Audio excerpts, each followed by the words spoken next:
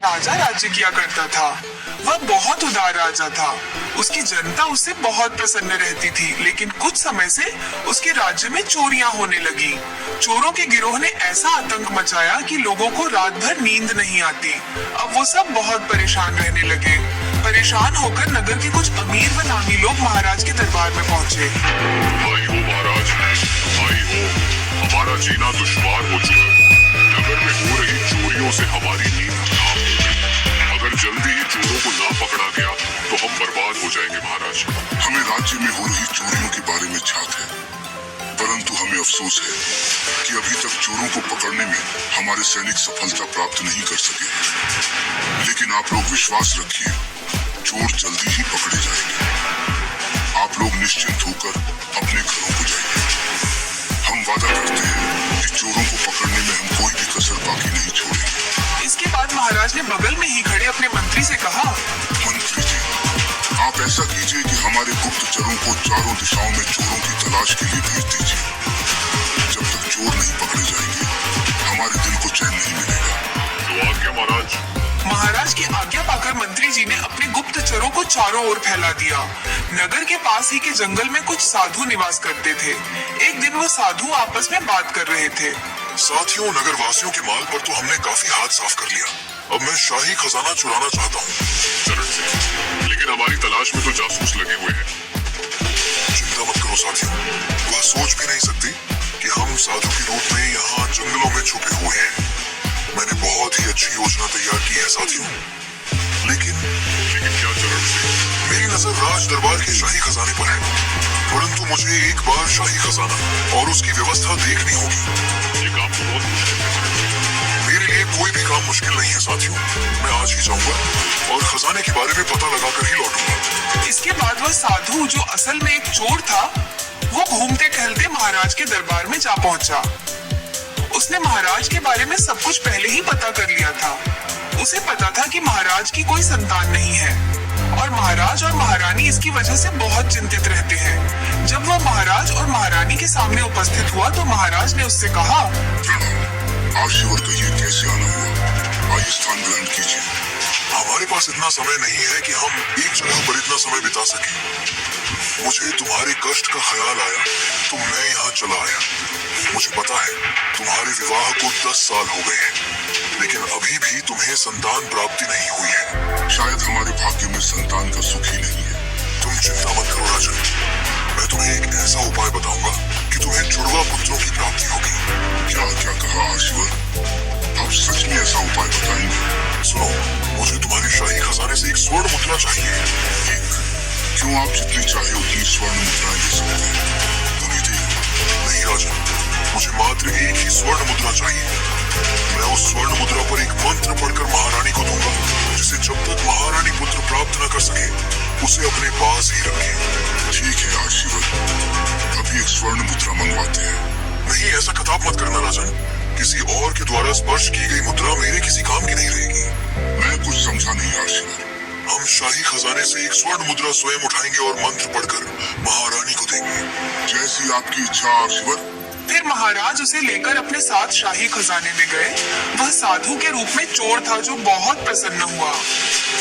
वाह, शाही खजाने में कितना धन है। अगर मैं इसे चुराने में कामयाब हो गया तो मेरी 7 पुस्तों को भी चोरी नहीं करनी पड़ेगी। ये सोचकर वह आगे बढ़ा और सामने से एक स्वर्ण मुद्रा उठा ली और पुनः महाराज से कहा, तुम्हारे शाही खजाने की व्यवस्था तो अच्छी है बेटा, लेकिन मान लो कि अगर किसी अन्य राजा ने तुम पर आक्रमण कर दिया तो तुम इस खजाने को लेकर किस रास्ते से निकलोगे? आपके पीछे जो घंटे है उसके खींचते ही एक गुप्त द्वार खुल जाता है। द्वार से हम खजाने सहित एक पहाड़ी की गुफा में पहुंच जाएंगे। बहुत अच्छा, तुमने ऐसा उपाय सोचकर बहुत बुद्धिमानी का काम किया है। लेकिन क्या ईश्वर? तुमने यह मुझे तो बता दिया बेटे, लेकिन किसी और को यह कभी न बताना।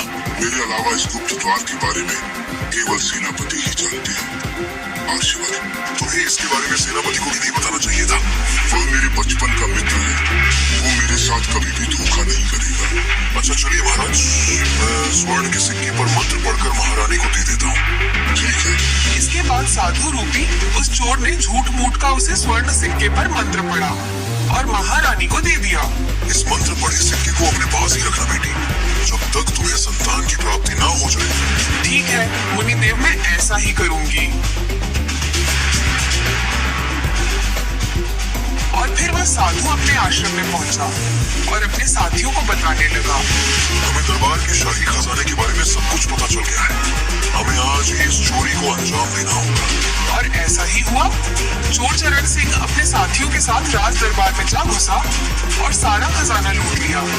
जब अगली सुबह यह बात सारे महल में गई तो महाराज बहुत क्रोधित हुए और अपने मंत्री से बोले, खजाने की सुरक्षा व्यवस्था इतनी मजबूत है कि सैनिकों से नजर बचाकर चिड़िया भी वहां तक नहीं पहुंच सकती। फिर खजाना कैसे चोरी हो गया? महाराज, शाही खजाना गुप्त द्वार से चोरी किया गया है। खजाने की गुप्त द्वार के बारे में तो मुझे और मात्र सेनापति को ही मालूम था।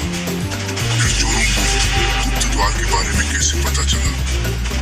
कहीं सेनापति चोरों के गिरोह में शामिल तो नहीं है? आप क्या सोच रहे हैं महाराज? तुम हमें बेवकूफ बनाने की कोशिश मत करो। सेनापति जी, तुम्हारे कारण ही शाही खजाने की चोरी हुई है। शाही खजाने के गुप्त द्वार के बारे में मात्र मुझे और तुम्हें ही पता था। आप बेकार में मुझ पर शक कर रहे हैं महाराज। मैं अपनी प्यारी बेटी की सौगंध खाकर कहता हूँ कि यह भेद मैंने किसी को नहीं बताया। सैनिकों, सेनापति को ले जाकर कारागार में डाल दो। महाराज की इस बात को सुनकर सभी सैनिक स्तब्ध थे, लेकिन उन्होंने ने महाराज की आज्ञा का पालन किया और सेनापति को ले जाकर कारागार में डाल दिया और उन्हें अपने अपराध को कबूल करवाने के लिए बहुत परेशान भी किया गया। अगले दिन जब दरबार लगा तो महाराज ने घोषणा की, अगर सेनापति कल तक अपना अपराध कबूल नहीं करते तो कल सुबह ही उन्हें फांसी दे दी जाएगी। यह खबर सेनापति की बेटी हेमलता तक भी पहुंची कि उनके पिताजी को कारागार में डाल दिया गया है और कल उन्हें फांसी दे दी जाएगी। तो वह महाराज के दरबार आ पहुंची और महाराज से बोली, महाराज क्या यह सच है कि कल मेरे पिताजी को फांसी दे दी जाएगी? हाँ, तुमने बिल्कुल ठीक सुना। लेकिन अगर तुम्हारे पिता ये बात बता दे कि खजाना कहाँ पर है तो उनकी सजा टल भी सकती है। लेकिन महाराज, जो अपराध मेरे पिता ने किया ही नहीं वह कैसे कबूल कर सकते हैं? ऐसा क्या सबूत है तुम्हारे पास कि तुम्हारे पिता ने यह नहीं किया है? महाराज, सबूत तो आपके पास भी नहीं है। आप मुझे 10 दिन की मोहलत दे दें, मैं असली चोरों का पता लगाकर अपने पिताजी पर लगाए आरोपों को झूठा साबित कर दूंगी। लेकिन अगर 10 दिनों के अंदर तुम ऐसा नहीं कर सकी तो आप बेशक मेरे पिताजी को फांसी दे दीजिएगा। ठीक है हेमलता, मैं तुम्हें 10 दिन की मोहलत देता हूँ। महाराज की स्वीकृति पाकर हेमलता अपने घर पहुंची और अगली सुबह होते ही असली चोरों का पता लगाने के लिए घर से निकल पड़ी। उसने 5 दिनों तक सारे नगर का भ्रमण कर डाला, लेकिन उसे चोरों का कुछ पता नहीं चला। एक दिन वो सोचने लगी, मैंने सारे नगर का भ्रमण तो कर लिया, लेकिन चोरों का कुछ पता नहीं चला। अब जंगल की ओर जाना चाहिए, हो सकता है चोर डर के मारे जंगल में बसे हो। वह सारा दिन जंगल में भटकती रही, लेकिन उसे कुछ ना मिला। जब शाम हुई तो उसे कुटिया के सामने आग जलती दिखाई दी। मुझे वहां जाकर देखना चाहिए, वहां आग जलाकर कौन बैठा है। हो सकता है चोरों का गिरोह यहीं पर बसा हो। यही सोचकर वह कुटिया के पास पहुंची। साथियों, अब हमें चोरी करने की जरूरत नहीं पड़ेगी क्योंकि राज खजाने से हमने इतना धन चुरा लिया है कि सारी जिंदगी आराम से बिता सकते हैं। दरअसल वह चोर चरण सिंह और उसका गिरह था जो साधु के भेष में बैठे थे। हिलता झाड़ी के पीछे जाकर खड़ी हो गई और उन सब की बातें सुनने लगी। ओ, तो ये साधु नहीं चोर है और वही चोर है जिन्होंने शाही खजाना चुराया है। आखिरकार मुझे खजाने के चोरों का पता चल ही गया। ये चोर बहुत शातिर है। अगर मैंने यह महाराज को बताया कि ये चोर है तो वह विश्वास नहीं करेंगे। मुझे इन्हें रंगे हाथों पकड़ना होगा।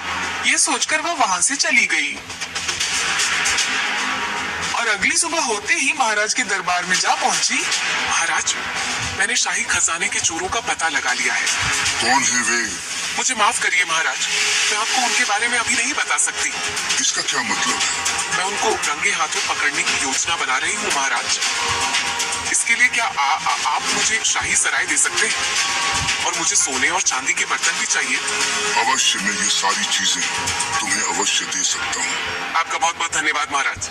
हेमलता ने महाराज का आभार व्यक्त किया और फिर वहाँ से अपने घर आ गई। फिर अगली सुबह होते ही वह चोरों के गिरहजोग साधु के भेष में कुटिया में रहते थे उनके पास जा पहुंची। प्रणाम मुनिदेव। खुश रहो पुत्री, कहो यहाँ कैसे आना हुआ?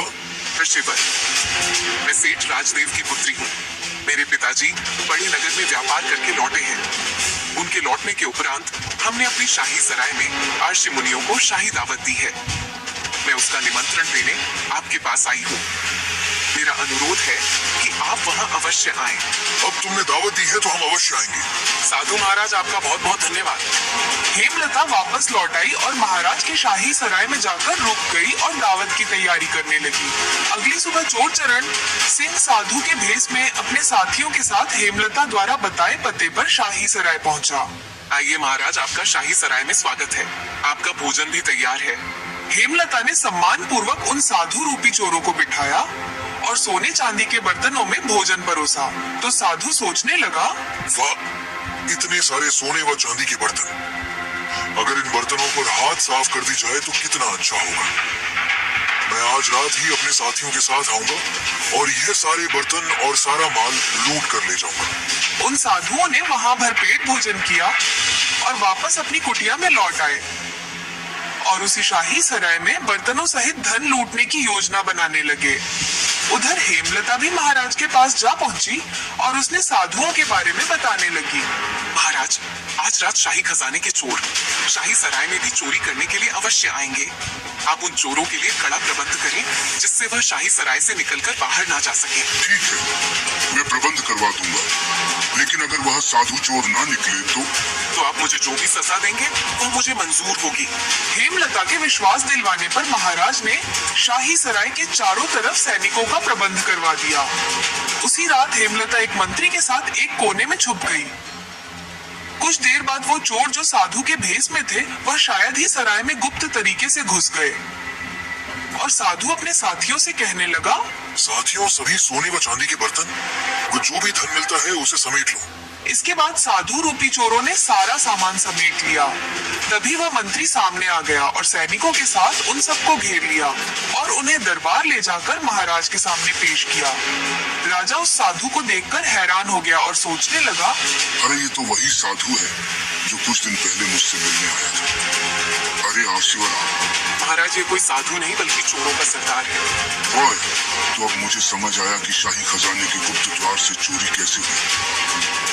मैंने शाही खजाने के गुप्त द्वार के बारे में इस पाखंडी साधु को भी बताया था। पाखंडी, तूने शाही खजाना कहाँ छुपाया है? अगर तूने नहीं बताया तो तेरा सर धड़ से अलग कर दिया जाएगा। मुझे क्षमा कर दीजिए महाराज, वो खजाना मेरे जंगल की कुटिया में रखा हुआ है। तूने न जाने कितनों का धन लूटा है। तू क्षमा योग्य नहीं, तुझे मात्र सजा ही मिलेगी। मंत्री जी, इन सभी को ले जाकर कारागार में डाल दो। महाराज की आज्ञा का पालन हुआ और उन साधुओं को ले जाकर कारागार में डाल दिया गया। तो महाराज ने हेमलता से कहा, बेटी हेमलता, मुझे तुम पर गर्व है। तुमने न सिर्फ अपने पिता को सजा से बचाया बल्कि पूरे नगर को भी चोरों के गिरह से बचा दिया। हम इसी समय तुम्हारे पिता को मुक्त करते हैं और तुम्हें इनाम स्वरूप 100 स्वर्ण मुद्राएं देने की घोषणा भी करते हैं।